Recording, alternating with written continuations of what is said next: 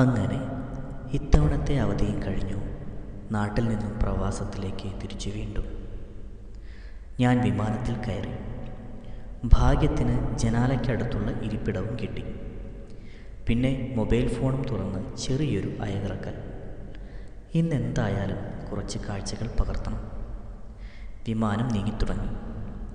മനസ്സിലെന്തോ ചെണ്ട കൊട്ടുന്ന പോലെ എൻ്റെ പ്രിയപ്പെട്ടവരുടെ മുഖങ്ങൾ മനസ്സിൽ മിന്നിക്കൊണ്ടേയിരുന്നു. ഇനി എല്ലാവരെയും കാണണമെങ്കിൽ 1-2 വർഷങ്ങൾ കാത്തിരിക്കണം. എല്ലാം നല്ലതിനെന്ന് സ്വയം പറഞ്ഞുകൊണ്ട് വീണ്ടും മൊബൈൽ ഫോൺ തുറന്ന് എൻ്റെ യാത്രാ കാഴ്ചകൾ പകർത്തുവാൻ തുടങ്ങി. വിമാനത്തിൻ്റെ വേഗത കൂടുന്തോറും മേലേക്കും പൊങ്ങിത്തുടങ്ങി. കൂടെ എൻ്റെ സ്വപ്നങ്ങളും. എന്നാലും ഉള്ളിൽ വലിയൊരു തിരയടിക്കുന്ന പോലെ. നാടിൻ്റെ പച്ചപ്പും ഇടതൂർന്ന കെട്ടിടങ്ങളും അങ്ങിങ്ങായി ചെറിയ വലിയ നദികളും എല്ലാം ചേർത്ത് വെച്ചൊരു ചിത്രം പകർത്തിയ എൻ്റെ സന്തോഷം. നാടിൻ്റെ ആനച്ചന്തം കണ്ടു കൊതി തീരും മുമ്പേ മേഘപാളികൾ വന്ന് മൂടാൻ തുടങ്ങി. ആ മറവിലും ഞാൻ എൻ്റെ നാടിനെ ആർത്തിയോടെ നോക്കിക്കൊണ്ടിരുന്നു. സെക്കൻഡുകൾ കൊണ്ട് ആ സുന്ദര ദൃശ്യം എൻ്റെ കണ്ണുകളോട് പൂർണ്ണമായും യാത്രയായി മറ്റൊരു ലോകത്തെത്തി. അതെ, വെളുത്ത പഞ്ഞിക്കെട്ടുകൾ പോലെ ആകാശത്തിനുള്ളിലെ ആദ്യ കാഴ്ച. ശരിക്കും ദേവലോകം നേരിൽ കണ്ടൊരനുഭൂതി. അത്രയേറെ സുന്ദരമാണ് ഈ കാഴ്ച. കുറേ നേരം ഈ ഭംഗി ആസ്വദിക്കുവാൻ സാധിച്ചു. ഇടയ്ക്കൊക്കെ കണ്ണുകളടച്ച് ഒരു മയക്കം പോലെ.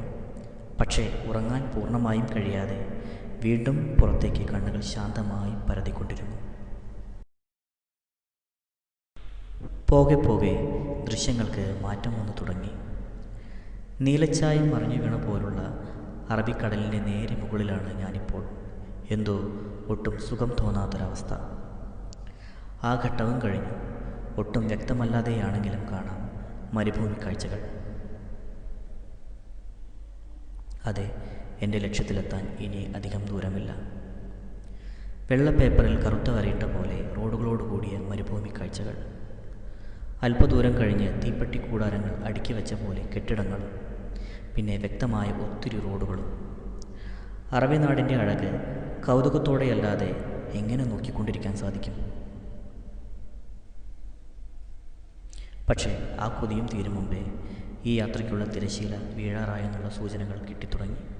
അതെ, ഇനി ഏതാനും മിനിറ്റുകൾ മാത്രം എൻ്റെ വിമാനം അറബി നാടിൻ്റെ മണ്ണിലേക്ക്, അല്ല മണലിലേക്ക്. ഇനി കാത്തിരിക്കാം അടുത്തൊരു യാത്രയ്ക്കായി.